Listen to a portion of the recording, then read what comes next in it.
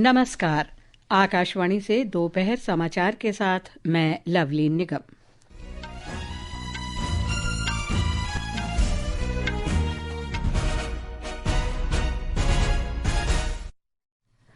सर्वोच्च न्यायालय ने पश्चिम बंगाल में मतदाता सूची के विशेष गहन पुनरीक्षण के अंतर्गत दावों के सत्यापन के लिए झारखंड और ओडिशा से न्यायिक अधिकारियों की तैनाती की अनुमति दी।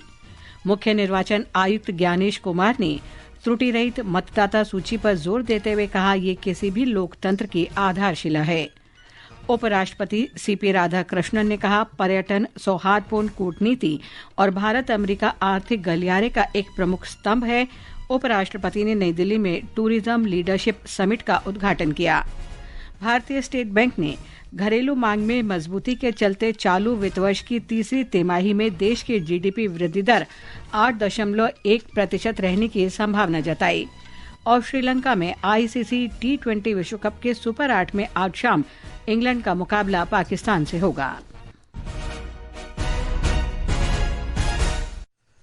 अब समाचार विस्तार से।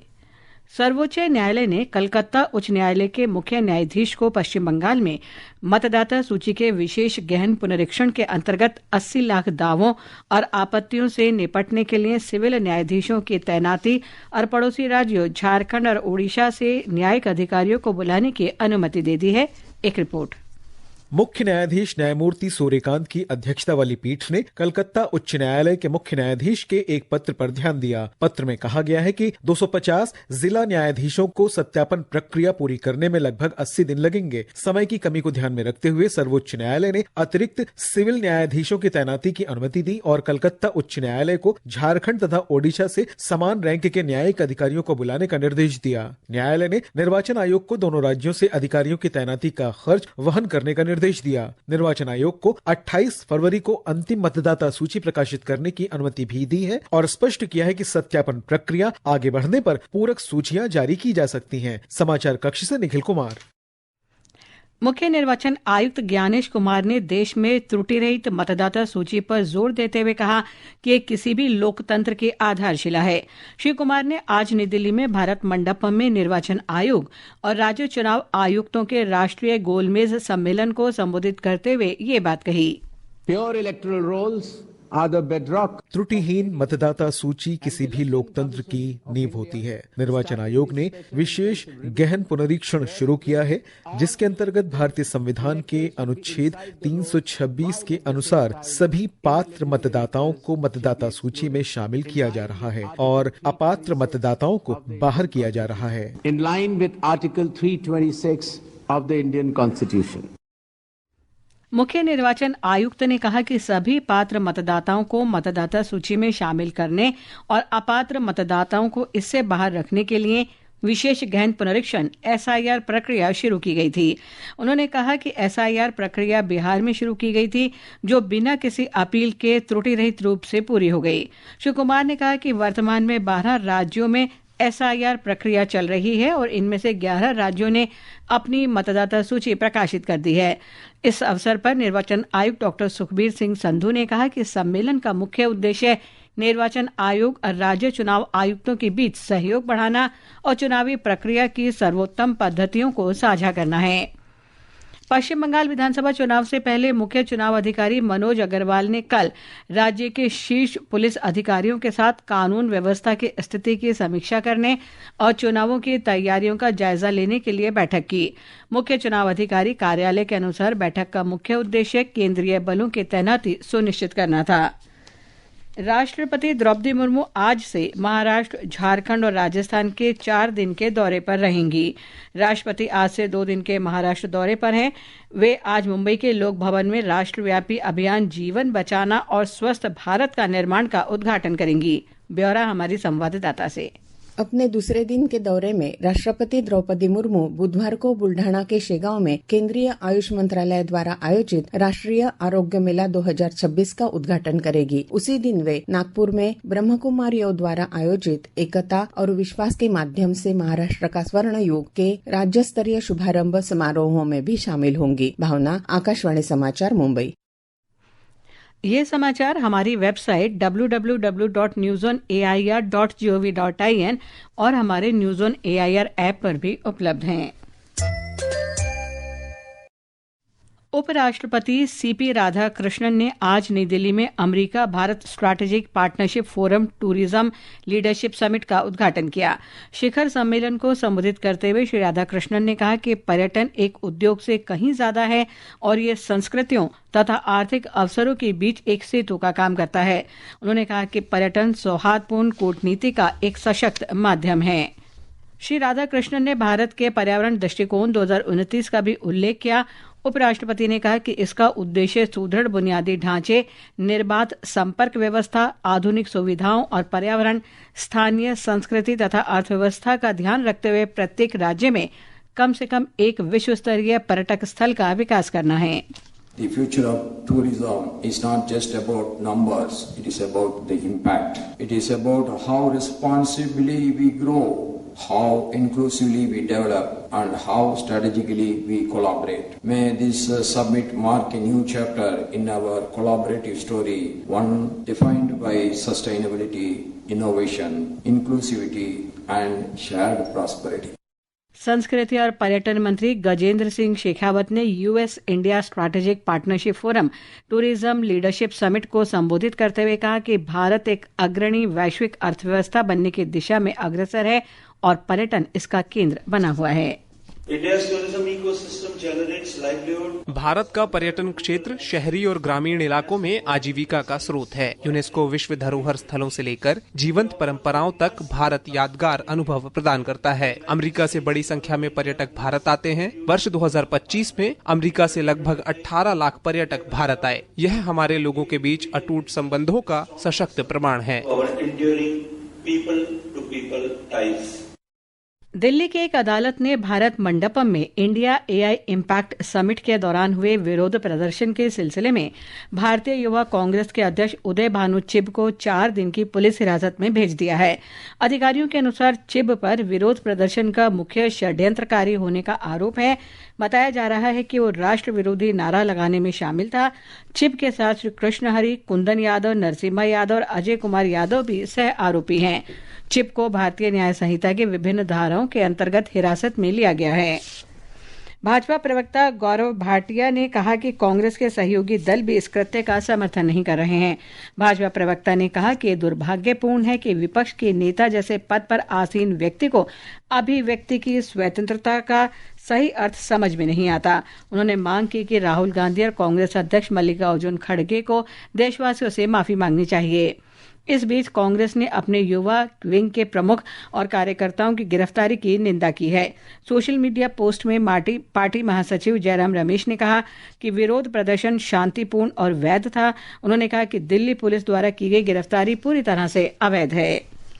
आज नई दिल्ली में भाजपा प्रवक्ता शहजाद पूनावाला ने कहा कि कांग्रेस कार्यकर्ताओं की इस कार्रवाई का कांग्रेस के अपने नेताओं और गठबंधन सहयोगियों ने भी समर्थन नहीं किया। श्री पूनावाला ने राहुल गांधी सहित कांग्रेस के वरिष्ठ नेताओं के इसमें शामिल होने का आरोप लगाया।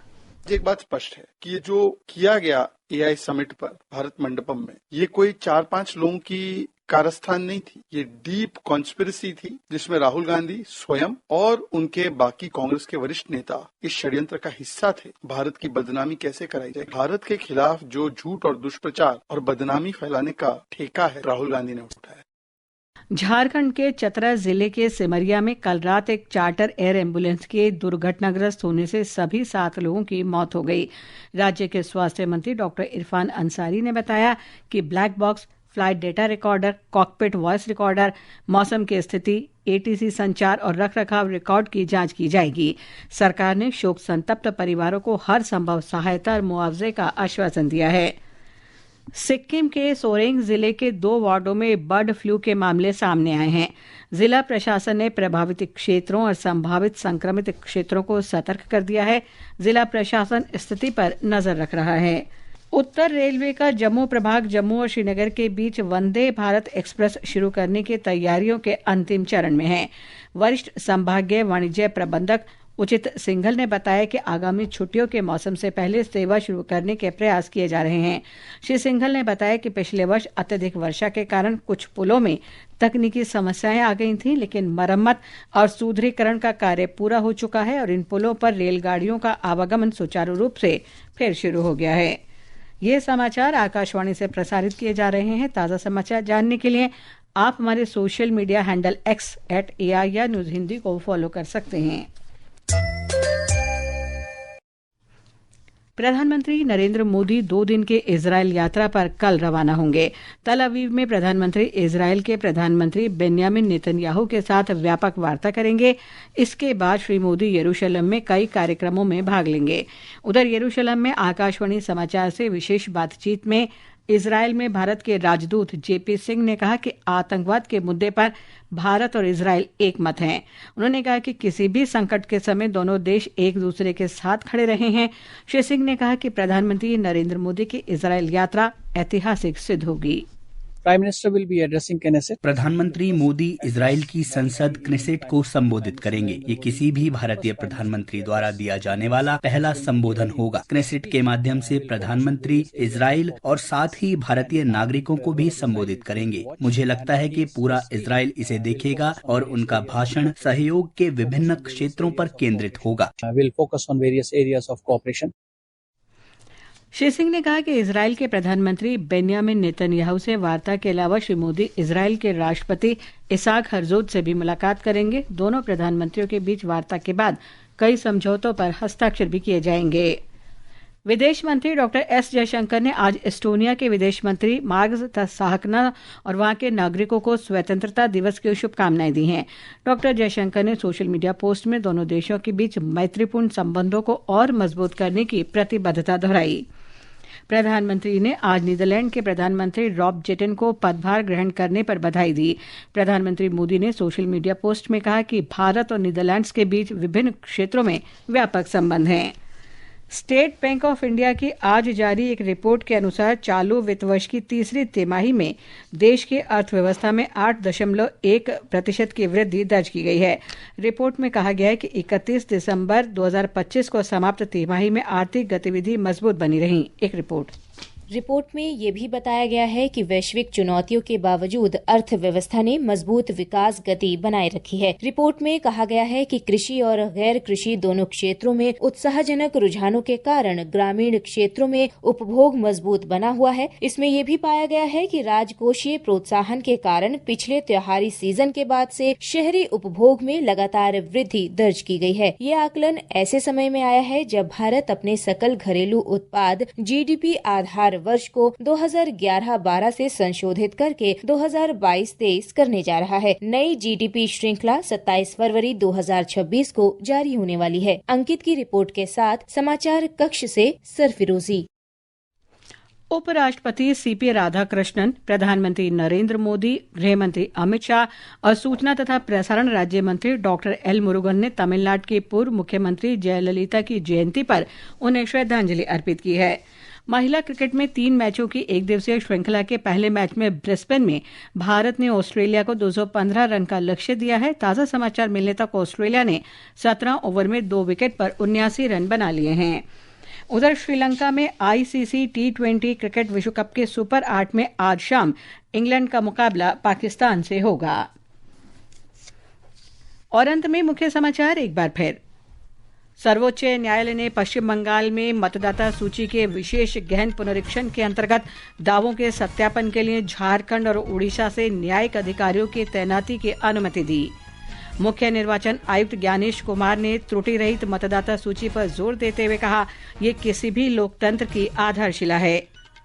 उपराष्ट्रपति CP राधाकृष्णन ने कहा, पर्यटन सौहार्दपूर्ण कूटनीति का सशक्त माध्यम और भारत अमेरिका आर्थिक गलियारे का एक प्रमुख स्तंभ है। उपराष्ट्रपति ने नई दिल्ली में टूरिज्म लीडरशिप समिट का उद्घाटन किया। भारतीय स्टेट बैंक ने घरेलू मांग में मजबूती के चलते चालू वित्त वर्ष की तीसरी तिमाही में देश के सकल घरेलू उत्पाद वृद्धि दर 8.1% रहने की संभावना जताई। श्रीलंका में ICC T20 विश्व कप के सुपर 8 में आज शाम इंग्लैंड का मुकाबला पाकिस्तान से होगा। इसके साथ ही दोपहर समाचार का ये अंक समाप्त हुआ। नमस्कार।